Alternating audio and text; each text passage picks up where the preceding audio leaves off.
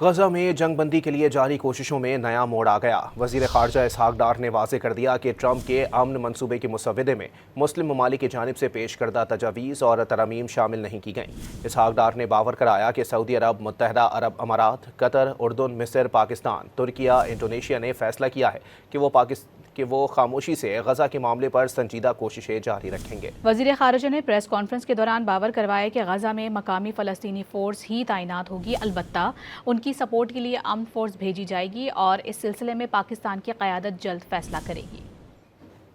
غزہ میں جنگ بندی کے لیے جاری کوششوں میں نیا موڑ آ گیا۔ وزیر خارجہ اسحاق ڈار نے واضح کر دیا کہ ٹرمپ کے امن منصوبے کے مسودے میں مسلم ممالک کی جانب سے پیش کردہ تجاویز و ترامیم شامل نہیں کی گئیں۔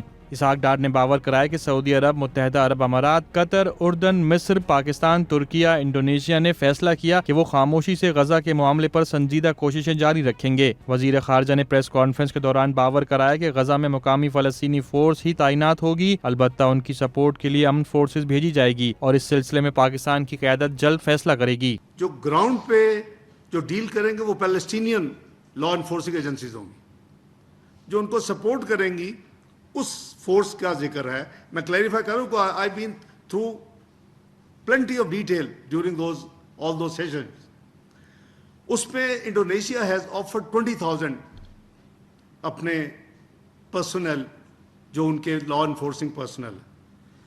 I am sure Pakistan will also decide, leadership فیصلہ کرے گی۔ اسحاق ڈار نے غزہ امن منصوبے کی مخالفت پر برہمی کا اظہار کرتے ہوئے ناقدین پر سیاست کا الزام لگا دیا۔ انہوں نے سوال اٹھایا کہ کیا منصوبے کی مخالفت کرنے والے غزہ میں مزید خون بہتے دیکھنا چاہتے ہیں؟ صرف پاکستان ہی نہیں بلکہ 7 دیگر مسلم ممالک بھی ٹرمپ کے غزہ امن منصوبے کی حمایت کر چکے ہیں۔